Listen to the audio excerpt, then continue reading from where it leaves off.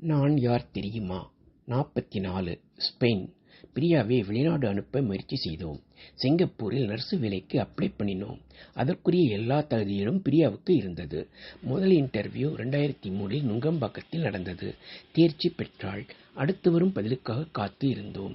எனக்கு மூலக்கடையில் வேலை. அடிக்கடி போய் வருவேன்.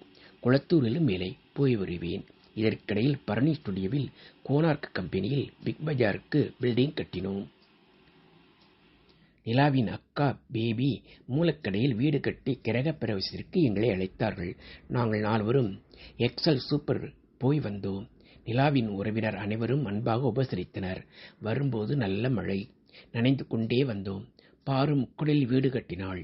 என்னை வந்து போகும்படி கேட்டுக்கொண்டாள். அப்பா அம்மாவுக்கு சுகமில்லை என்றும் முக்குடல் வந்து போகும்படியும் சொன்னார்கள். அதனால் முக்குடல் சென்றோம். முக்குடல் ஆற்றில் ஆசைதீர குளித்தோம். அப்பா அம்மா ராமசாமி கோவில் அழைத்துச் சென்றனர். பாரு வீடு கட்டியிருந்தாள். மேஸ்திரிக்கு கணக்கு பார்த்து கொடுத்தேன். 2004 பாரு சிவா என்னும் குழந்தையை தத்து எடுக்கப் போவதாக கூறினாள். ஒரு இரவு தங்கிவிட்டு மறுநாள் புறப்பட்டு அப்பா அம்மாவுடன் வந்தோம்.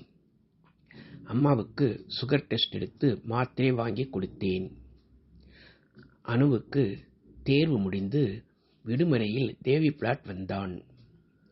அபியையும் அழைத்து வந்தேன். பிரியா தாத்தா ஆச்சியுடன் நிறைய பேசினாள். போட்டோ எடுத்தாள். அனு அபியுடன் கேரம் விளையாட்டு, சீட்டுக்கட்டு விளையாட்டு என பொழுது போக்கினாள். இந்த சமயம் புஷ்பா தன் அம்மாவுடன் வீட்டுக்கு வந்தனர். அவர்களுக்கு பார்வை தெரியவில்லை.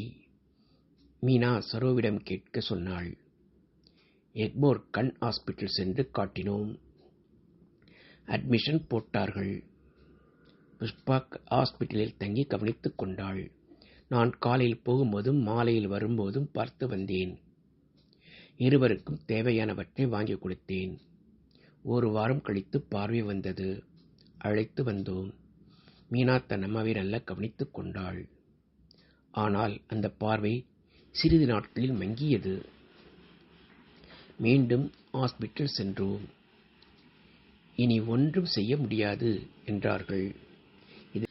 இதற்கிடையில் பிரியாவுக்கு 2004 ஹைதராபாத் வரச் சொல்லி கடிதம் வந்தது. இதுதான் கடைசி இன்டர்வியூ. பிரியா தாத்தா ஆச்சியிடம் ஆசி வாங்கினாள். மீனா கோபியிடம் ஆசி வாங்கினாள்.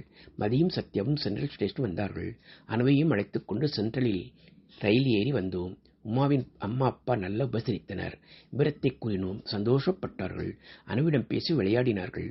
ஆபீஸ் அட்ரஸ் தேடி சென்றோம். 30க்கும் மேற்பட்டவர்கள் வந்திருந்தார்கள். இன்டர்வியூ நல்ல முறையில் முடிந்தது. போகும் வழியில் உமா வீட்டுக்கு சென்றோம். கண்ணா அப்போது ட்ரெயினிங்காக வெளியூர் சென்றிருந்தான். உமா நல்லபடி கவனித்தாள். அனுவிடம் பேசினாள்.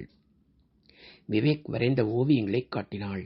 வர்ஷாவுக்கு 2 வயது. தூக்கி கொஞ்சினோம். போட்டோ எடுத்தோம். பிரியாவும் உமாவும் கடந்த கால நினைவுகளை பகிர்ந்து கொண்டனர். உமாவின் அப்பா வீட்டுக்கு அழைத்து வந்தாள். அன்று ரயில் ஏறி சென்னை புறப்பட்டோம். விடுமுறையில் அனு கம்ப்யூட்டரில் கேம் விளையாடுவான். சிவா நாட்டியத்துக்கு சென்று வந்தான். அபியையும் சேர்த்து விட்டேன். நிலாதான் கூட்டிச் சென்று வருவாள். அபிக்கு 3 வயது முடிந்தது. ஹோலி கிராஸ் பள்ளியில் எல்கேஜியில் சேர்த்து விட்டேன். அனு இப்போது 4வது வகுப்பில் சேர்ந்தான்.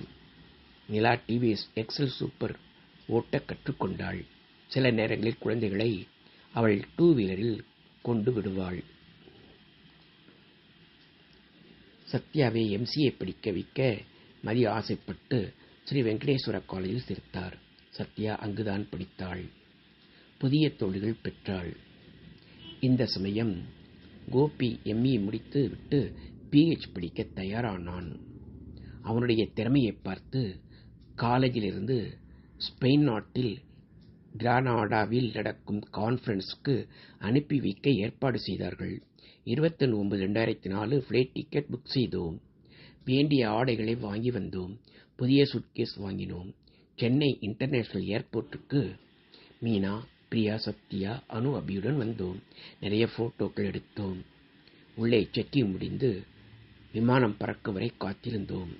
முதல் முறையாக கோபி விமானத்தில் பயணம் செய்தான். எல்லோரும் வாழ்த்தி அனுப்பினோம். கடவுளை வேண்டிக் கொண்டோம்.